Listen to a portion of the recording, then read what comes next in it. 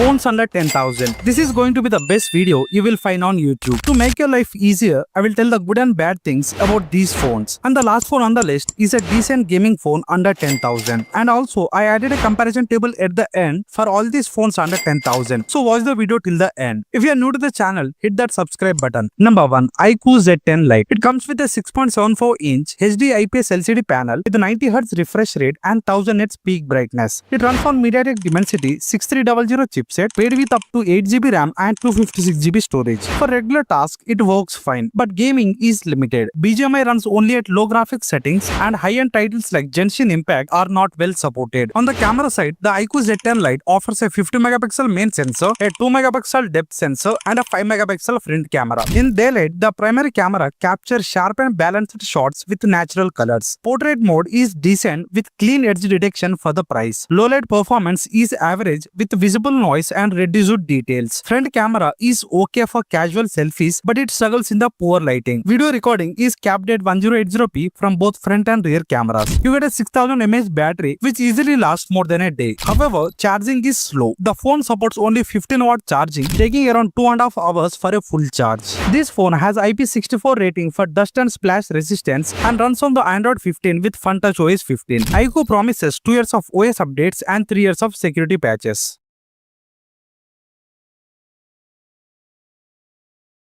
Number 2. Motorola G35. The Motorola G35 offers good features under 10,000 price. It comes with a 6.72-inch Full HD Plus IPS LCD panel featuring a 120Hz refresh rate and a 1000 nits peak brightness, and it is protected by the Gorilla Glass 3. For this 10,000 budget, the display is impressive, offering smooth scrolling and good brightness for the outdoor use. It runs on Unisoc T760 chipset paired with 4GB RAM and 128GB UFS 2.2 storage. Gaming is where the Motorola G35 struggles. BGMI with Smooth Plus Ultra settings averaged only 27 FPS with noticeable lags and heating during long gaming sessions. COD Mobile performs slightly better, reaching 56 to 60 FPS on medium plus high settings. The limited 4GB RAM clearly holds back the gaming experience. For cameras, the Motorola G35 offers a 50MP primary sensor, an 8MP ultrawide and a 16MP selfie camera. The main camera takes good daylight shots, but zooming in reveals lack of details. The ultrawide works fine only in the bright daylight. Low light photos from the both sensors are noisy and soft. Selfie camera is decent for the social media, but details are soft and portrait mode struggles with edge detection. You get 4K 30fps video recording on the main camera, but the stabilization is poor and the exposure can be inconsistent. The selfie camera records 1080p, offering slightly better stabilization but average overall video quality. The phone comes with a stereo speaker setup with decent clarity for its price. Battery life is solid with 5000 mAh, which easily lasts a day, paired with 18W fast charging, which takes around 2 hours for a full charge. The phone has IP52 rating for dust and splash protection. It runs on Android 14 out of the box with 1 major OS updates and 3 years of security updates.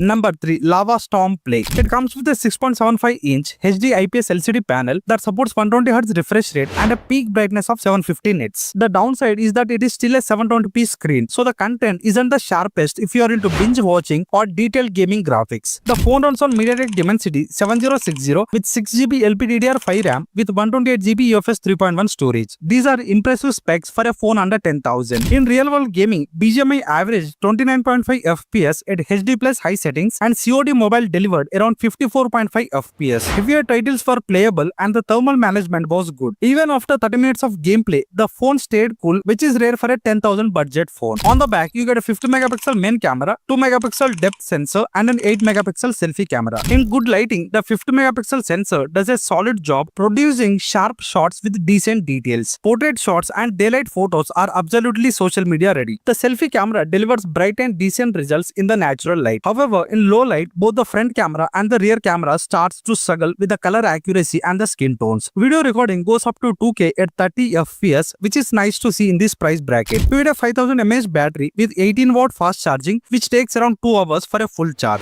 Lava Storm Play runs on clean Android 15 with 0 bloatware and 0 ads. Lava promises 1 major Android updates and 2 years of security patches. You also get IP64 rating for dust and splash resistance and a 3.5mm headphone jack.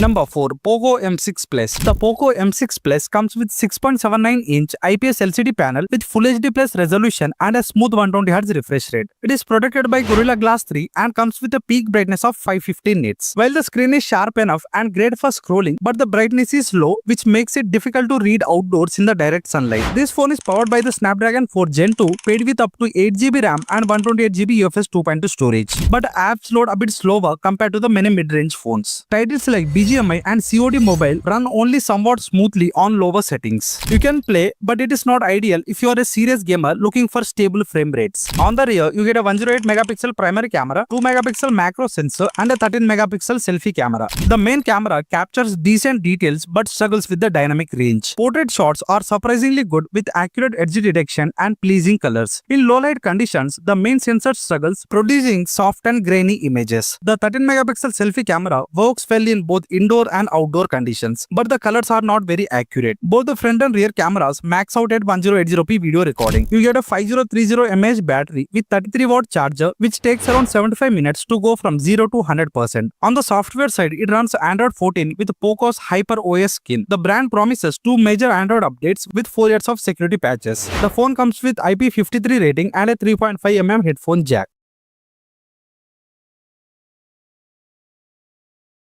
Number 5. Infinix Note 50X. It comes with 6.67-inch IPS LCD panel with HD resolution, 120Hz refresh rate and a 672 nits peak brightness. While the scrolling feels smooth, the 720p resolution makes content look less sharp compared to Full HD Plus displays. Outdoor visibility in the direct sunlight is disappointing. Stereo speakers are present, offering crisp and clear sound for the price. However, they don't get loud enough, so the audio experience isn't very immersive. It runs on MediaTek Dimensity 7300 Ultimate chipset, paired with up to 8GB RAM and 128GB storage. When it comes to gaming, titles like BGMI and COD run smoothly at medium graphics settings. After about 20 minutes of gameplay, the phone heats up, but it doesn't become uncomfortably hot. Heavy gaming isn't the strongest point, but for the casual to moderate gaming, it does fine. The phone comes with 50MP main camera and an 8MP selfie camera. In daylight, the main camera produces attractive and vibrant photos with good clarity and details. The dynamic range is decent, making outdoor shots look good. In low light, photos turn soft and noisy with visible grain. The portrait mode works surprisingly well even in the low light, but the edge detection struggles at times. The 8MP selfie camera delivers natural skin tones and bright selfies, but it tends to overcorrect the textures. For video, the rear camera supports 4K at 30fps, while the front camera can go up to 2K video recording. You get a 5500 mAh battery with 45-watt fast charging. It goes from 0 to 100% in around 55 minutes, which is excellent for a phone under 10,000. It even supports 10-watt reverse charging. The phone runs on Android 15 with Infinix XOS 15. We get 2 major OS updates and 3 years of security patches.